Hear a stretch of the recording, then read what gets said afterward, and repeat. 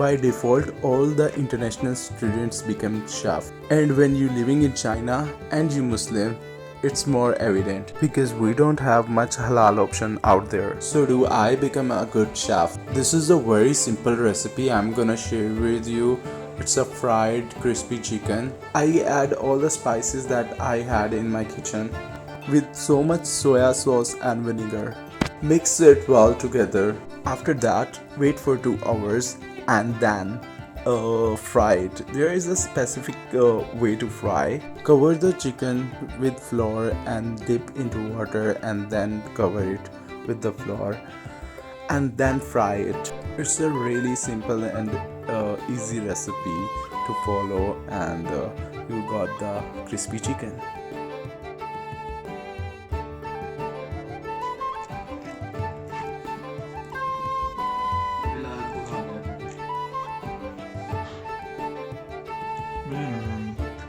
नस कैसी है? बकवास।